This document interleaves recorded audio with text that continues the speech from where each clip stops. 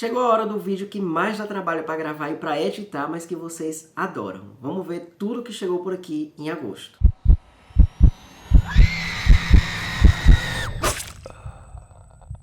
E aí, meu povo, como é que vocês estão? Tô aqui para mais um vídeo, dessa vez o book haul gigantesco, mais um book haul gigantesco por aqui. Graças a Deus, não acho ruim, acho maravilhoso receber livros. E esse ficou muito grande, em especial porque vai juntar os livros da primeira remessa da Harper, com a parceria da Harper, algumas remessas da Companhia das Letras, com a parceria com eles, e os que eu recebi de aniversário em julho, que eu ainda não tinha conseguido mostrar para vocês, porque o último book haul foi, eu nem lembro, acho que foi junho e julho, mas até antes do meu aniversário. Então eu vou trazer tudo para vocês, né, como eu sempre trago, falando um pouco de cada um, mostrando um pouco da edição e tudo mais. Se você ainda não me conhece, se esse é o seu primeiro vídeo, eu sou o Wally, já peço que deixe seu like aí ao final se você tiver curtido, se inscreva no canal e ative o sininho para não perder notificação nova de todo vídeo novo que vier por aí. Sem falar que preciso muito que vocês engajem o conteúdo para que eu possa conseguir monetizar o canal e melhorar mais ainda a qualidade dos vídeos para vocês. Mas agora, vamos ao que interessa. Começando com a HarperCollins, temos aqui As Crônicas de Nárnia, O Sobrinho do Mago, que é o 6º livro da série, de acordo com a ordem cronológica. É um livro de 55 que foi relançado nessa edição maravilhosa, nessa coleção de luxo que a Harper está relançando, e já é o 6º e penúltimo livro da saga, e chegou em junho pra gente agora, comercialmente, mas eu recebi mês passado. E é o livro mais aclamado da série, que todo mundo fala bem, todos os fãs adoram, todos os fãs aclamam demais, porque simplesmente narra o surgimento de Nárnia, como foi que Nárnia surgiu, e os animais incríveis, as criaturas fantásticas que tem por lá, né? E alguns dos vilões, e Aslan, o famoso leão, que a gente tanto ama. Então é um livro que eu tenho muita curiosidade de ler. Eu não queria pular a fila ainda para ler logo ele, mesmo porque muita gente indica ler primeiro ele, porque como ele diz o surgimento de Nárnia, seria bom começar por ele para depois ir para o Leão, a Feiticeira e o Guarda-Roupa, que eu já li, né? Eu tô lendo em ordem cronológica, eu já li o Leão, a Feiticeira e o Guarda-Roupa e o Príncipe Caspian, adorei os dois.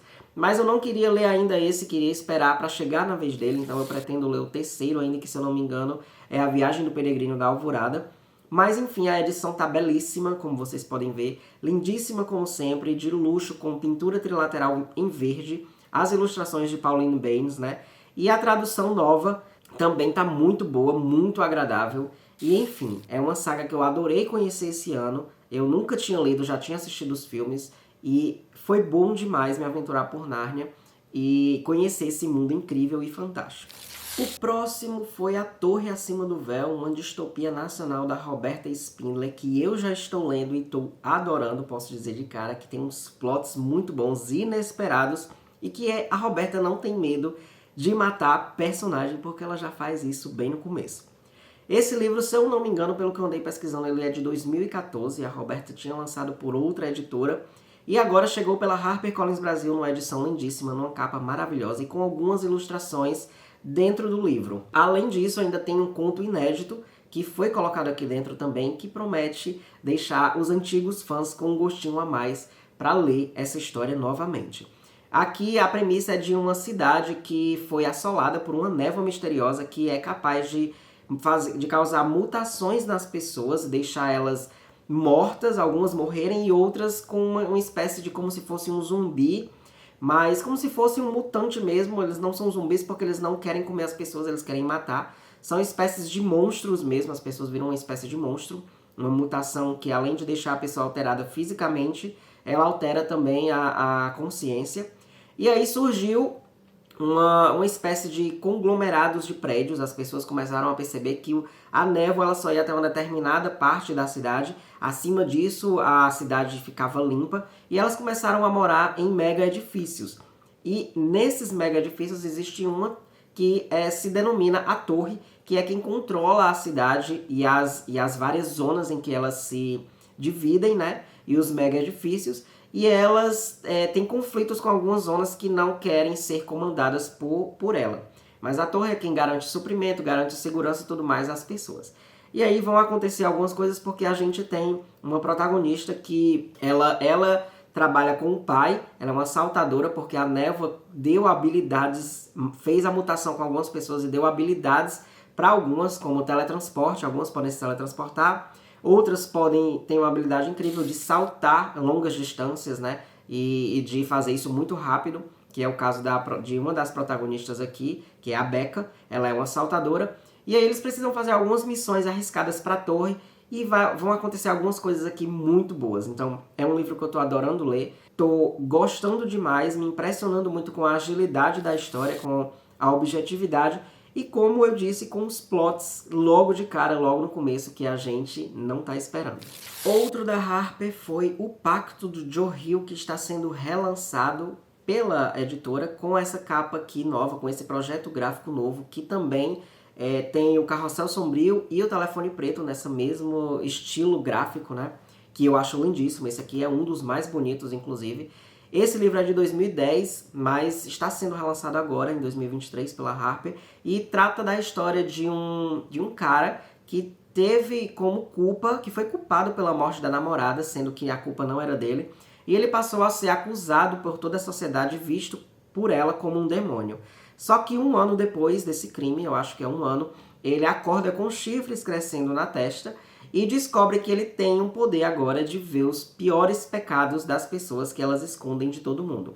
Com isso, ele vai conseguir ver quem realmente matou a namorada e vai fazer de tudo, vai fazer o pior para essa pessoa, vai fazer ela pagar por tudo o que ele pagou no lugar dela, né? Então, é uma premissa muito boa. Eu ainda não li nenhum livro do Joe Hill que não seja conto, nenhuma novela mesmo, nenhum romance. Então eu estou muito curioso. Esse livro já ganhou uma adaptação com o Daniel Radcliffe há uns anos atrás, que eu não lembro de ter sido muito comentado, se fez sucesso, mas muita gente disse que esse livro é muito bom. E eu estou muito curioso porque essa premissa é boa, essa premissa me dá muito interesse de ler. E eu preciso ler algo do Joe Hill que não seja conto para eu saber realmente se eu gosto dele, se ele só não sabe muito bem, se ele só não me prende muito bem nos contos, porque é um problema pessoal meu com contos mesmo. Mas enfim, a escrita dele eu adoro e estou muito curioso para saber o que eu vou achar desse daqui. Também na HarperCollins chegou A Herança dos Bem-Aventurados, da Ayobami Adebayo, eu acho que é assim que se pronuncia. Esse é um livro da mesma autora de Fique Comigo, que é um romance poderoso e que fez muito sucesso quando foi lançado, que eu ainda não consegui ler, mas espero ter a chance algum dia, porque todo mundo comenta, todo mundo fala super bem. E aqui a gente vai ter a premissa de duas jovens nigerianas que são totalmente opostas no quesito sucesso financeiro e sucesso de carreira, né? A primeira, ela é de uma família um pouco mais humilde, mais pobre, e o pai dela vai perder o emprego e ela vai sofrer para pagar os custos dos seus estudos. Enquanto a segunda é de uma família mais generosa, mais bem de vida, vai se formar em medicina e vai ter uma vida bem melhor, mas vai estar cansada e vai viver um relacionamento meio abusivo. E aí, um político local vai se interessar pela primeira, e de alguma forma a vida das duas irão se conectar e vai ter algumas coisas muito emocionantes e algumas coisas muito chocantes também, impactantes, eu acredito. Porque aqui diz que é um romance poderoso que vai mostrar o poder de duas famílias e que estão amarradas ao dinheiro, digamos assim. O que acontece quando as pessoas estão amarradas ao dinheiro, estão muito ligadas ao dinheiro. É realmente uma premissa muito boa, que promete mostrar um olhar muito interessante da Nigéria, né? E que eu tenho uma curiosidade de saber, de conhecer essa autora também, que é muito bem falada. Lançado em junho, na época da Parada Gay, a Harper trouxe A Gente Se Vê na Parada, que reúne 6 autores para contar 6 histórias de personagens com a maior diversidade possível de gêneros. A gente tem protagonista drag queen, assexual, gay, trans, e todas essas histórias prometem ser reflexivas, emocionantes e que vão abordar momentos super desafiadores e momentos super importantes que irão transformar a vida desses personagens para sempre. Todas elas se passam durante a Parada Gay de São Paulo, por isso o livro tem essa temática, essa capa e esse título. E tem inclusive 2 autores super conhecidos da galera, que é o Abdi Nazemia, que é o de Tipo Uma História de Amor, e o Pedro Ruas de Enquanto Eu Não Te Encontro. Então é um livro para a comunidade LGBTQIAP+, não botar defeito, porque com certeza tá sensacional. Do meu amado Clube do Crime, a Harper deixou aqui o Cavalo Cor-de-Rosa, que é seu quarto lançamento dessa coleção magnífica que eu amo demais. E aqui a gente tem uma premissa de um cara que é ex-senador e deixou para trás tanto o seu cargo quanto uma acusação de assassinato. Além dele, a gente tem o ex-secretário dele, que está em busca do dinheiro que um cara prometeu se ele matasse a esposa dele. E ainda temos um policial que está investigando a morte dessa mulher. Todos eles vão ter suas vidas entrelaçadas e vão se encontrar no meio do caos e da lotação de gente de uma festividade chamada Fiesta, que acontece na cidade onde se desenrola essa trama. É uma trama muito boa, uma premissa muito boa, que me instiga demais e que eu estou muito curioso para saber como é que vai se desenrolar e como essas histórias vão se conectar e o que de tão caótico vai acontecer. Porque eu tenho certeza que caos aqui não vai faltar, porque é muita coisa alinhada, muita coisa conectada aqui. Esse livro é da Dorothy B. Hughes, foi lançado inicialmente em 1946, nunca teve uma edição publicada aqui, e a Harper trouxe pela primeira vez ao Brasil, pelo Clube do Crime, essa coleção que traz e resgata livros inéditos ou que há muito tempo não tem edições por aqui. No caso desse é inédito e veio nessa edição caprichadíssima, como todas as outras do clube, em capa dura e tudo mais, e um marcadorzinho para você anotar os dados da leitura. Estou muito curioso, pretendo ler quando eu terminar o Mistério da Cruz Egípcia, né? Quando eu ler o Mistério da Cruz Egípcia, que é o terceiro, eu quero ler na ordem. Tenho esse toque com coleções e aí eu vou trazer com certeza tudo o que eu achei desse livro aqui, mas eu aposto que eu vou adorar porque a premissa é excelente. Da Companhia das Letras eu recebi M de Monstra, que é do selo Suma HQ, e é uma história em quadrinhos que é baseada em Frankenstein, é inspirada em Frankenstein, que tem a premissa de uma doutora que perde sua irmã num trágico acidente e decide revivê-la, mas quando ela revive esse corpo, ela logo percebe que não se trata da irmã dela, mas sim de uma criatura que se intitula apenas M.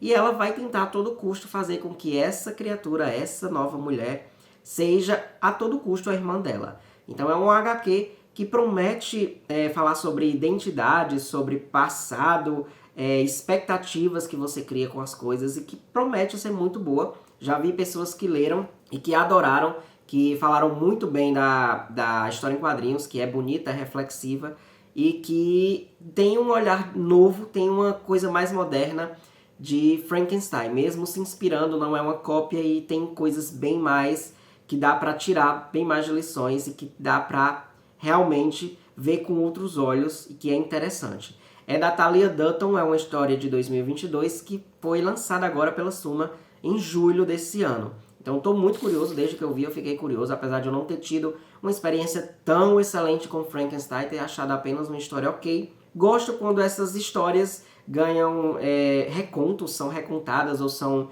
contadas com outros pontos de vista e tentando trazer temas modernos. Então eu acredito que irei gostar, e principalmente por ser uma história em quadrinho, que é uma coisa bem mais lúdica e bem mais visual. Também na Companhia das Letras do selo Suma, eu recebi A Mariposa Vermelha, da Fernanda Castro, e é uma história que promete ser bacana, ser interessante. Já vi algumas pessoas que não curtiram muito, que esperavam mais. Acredito que expectativas sempre são uma coisa ruim, porque no máximo que pode acontecer é você acertar com elas, né? Então, quase sempre você cria muito mais expectativa do que o que realmente vai acontecer. E aqui a gente tem a premissa de uma jovem Amaryllis, que ela tem magia, mas no mundo que ela vive, na cidade que ela vive, é proibido usar. Porém, ela vai conhecer o cara que arruinou a família dela, que provavelmente matou a mãe dela, né? Ela vai querer derrotar, e para isso, matar mesmo ele, e para isso ela vai convocar um demônio para ajudar ela nessa missão. Então é um livro que tem uma premissa interessante, envolve uma coisa sombria, pacto com o demônio e tudo mais, envolve magia. Eu não sei dizer se é uma fantasia, eu acredito que seja, mas já vi dizer também que é romance, tem muito romance, espero que não seja do tipo meloso, Mas a edição tá lindíssima, o livro é desse ano, foi lançado em julho desse ano.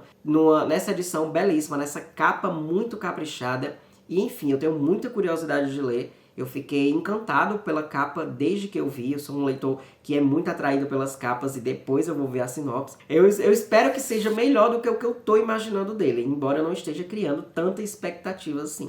Encerrando os recebidos de parceria, tem o último aqui da Companhia das Letras, da editora Suma, Uma Tragédia Familiar, do sueco M.T. Edvardsson. Eu acho que é assim que se pronuncia. Esse livro aqui me frustrou totalmente, eu já li, fiz leitura coletiva com outros 2 amigos que também receberam ele. E eu me frustrei muito com esse livro porque prometia um thriller eletrizante, lá atrás tem dizendo isso.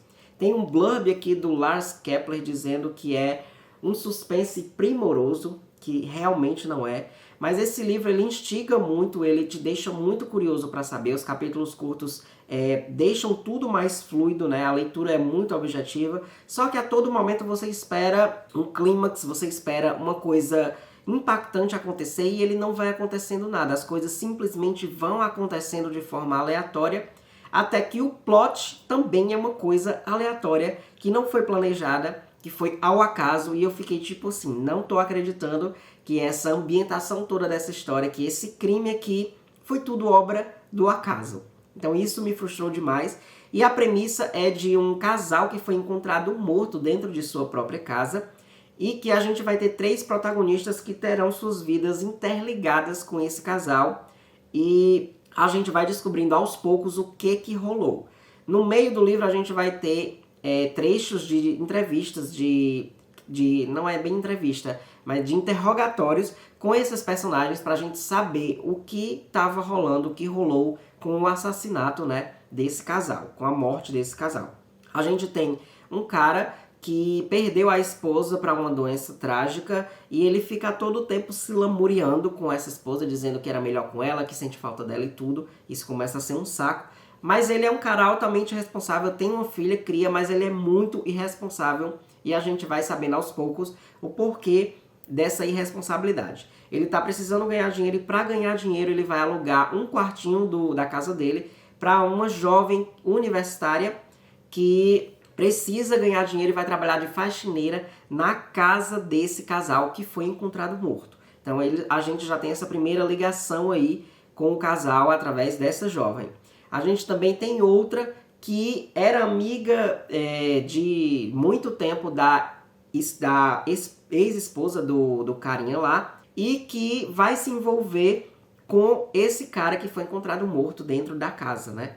Então, a vida dos 3 estão interligadas, como vocês podem ver, e elas vão se chocar em um dos piores momentos que eu não consigo nem dizer, não posso dizer, porque pode entregar algum spoiler. Mas esse livro realmente me frustrou. Eu esperava muito mais, mas achei tudo muito conveniente, tudo muito ao acaso, como eu disse, e aí eu não gosto de coisas do tipo, eu gosto de coisas quando elas são bem planejadas, quando o autor mostra que planejou tudo direitinho, para não soar conveniente, porque, enfim, eu não gosto de thrillers desse tipo, onde as coisas são obras do acaso. Quero muito ler Uma Tragédia Familiar, não. Uma Família Quase Perfeita, que é o outro dele que muita gente elogia e que eu fiquei babando desde que eu vi a capa, né? Muita gente elogia e eu espero que seja melhor do que esse. Começando os recebidos de aniversário, eu ganhei esse daqui do meu amigo Fábio, Y, O Último Homem, o primeiro dessa série que foi ganhadora de 3 prêmios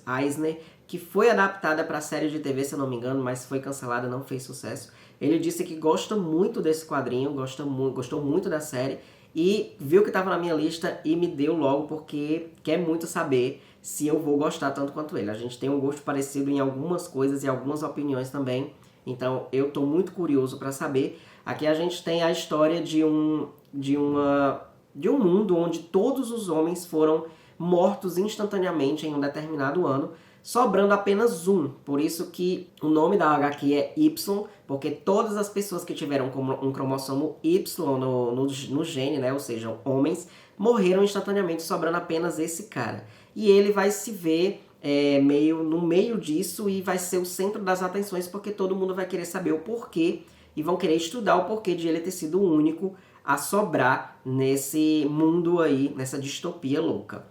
Então, eu tô muito curioso para saber. É uma história do Brian K. Vaughan. Não conhecia, só conheço ele através dessa HQ aqui. Já vi muita gente elogiando, a edição está lindíssima da Panini. Espero gostar bastante. Tem uma premissa muito boa, uma coisa meio... Eu acho que tem uma coisa meio vibe Superman, não sei porquê, mas eu imagino que tem alguma coisa nessa pegada. Espero que não, porque eu espero que seja uma coisa totalmente inovadora. Mas é isso, estou muito curioso.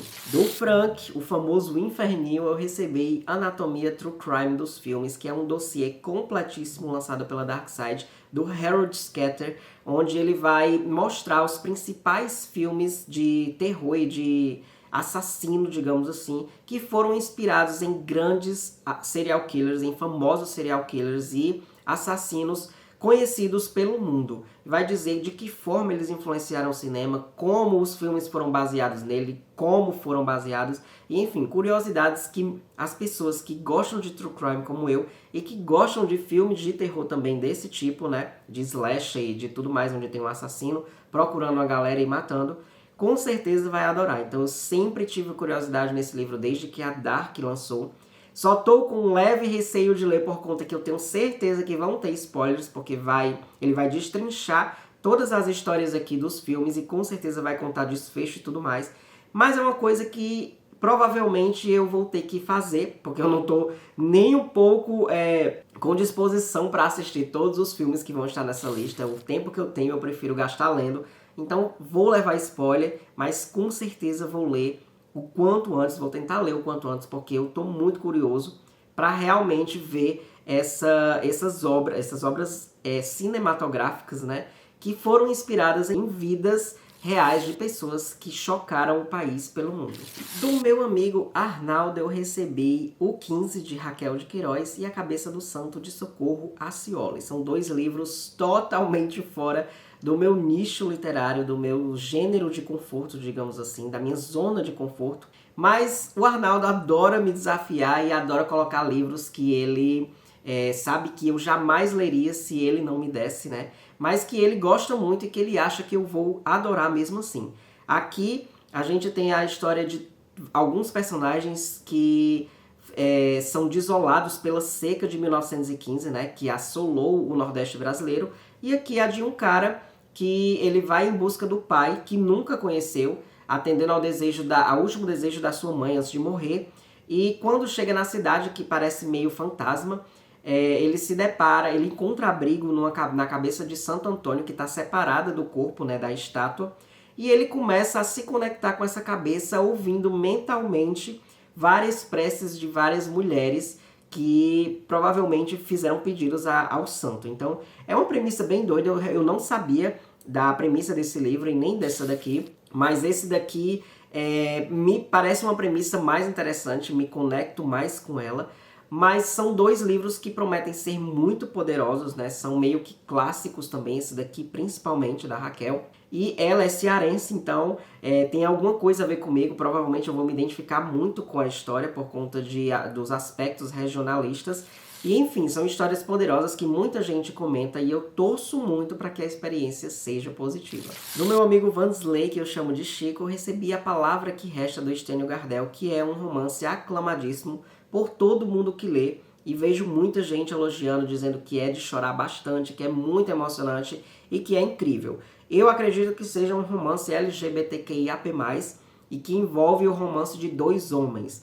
Mas eu não sei ao certo porque não diz tanto assim na sinopse. Só diz que um cara que teve um romance secreto na juventude dele e que foi brutalmente interrompido esse romance, ele tem uma carta guardada dessa pessoa por 50 anos e decide que tá na hora de ler e saber o que tem guardado nela. Ele sempre foi analfabeto, mas ele decide começar a estudar para entender e para conseguir ler o que essa pessoa deixou para ele e o que essas palavras vão significar depois de tanto tempo, o que ele queria, o que ele deveria ter lido naquela época. Então, é uma premissa poderosa, é uma premissa que promete emocionar e que promete tratar de temas muito sensíveis. Tenho muita curiosidade, é um livro curtinho, muitas pessoas, como eu disse, amam demais e panfletam demais A Palavra que Resta, e ele me deu dizendo que era um descanso dos thrillers que eu tô sempre lendo, do CTW e pela vida por aqui, né?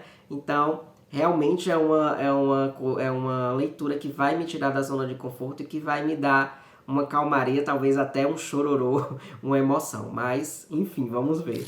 Do meu amigo Felipe, eu recebi Lágrimas de Aço, do autor S.A. Cosby. Esse livro foi eleito o melhor thriller do ano pelo Washington Post em 2021 e veio pela editora Trama aqui para o Brasil. Desde que eu vi esse lançamento, que eu vi essa capa maravilhosa com essa lâmina com 2 rostos entalhados dentro dela e sangue, eu me interessei de cara. E a premissa aqui trata de 2 homens que tiveram seus filhos assassinados. Eles eram um casal gay e eles decidem planejar justiça com as próprias mãos. Eles já foram presidiários, já tiveram uma certa ligação no mundo do crime e agora vão se juntar para se vingar das pessoas que estão envolvidas na morte deles. Eles vão começar a investigar e perceber que o assassinato dos filhos deles não foi um crime aleatório de homofobia. Pode ter sido muito mais do que isso. Então é um livro que promete muito, a premissa é muito boa. O Felipe disse que adorou e que ele tem bom gosto, então não posso duvidar dele.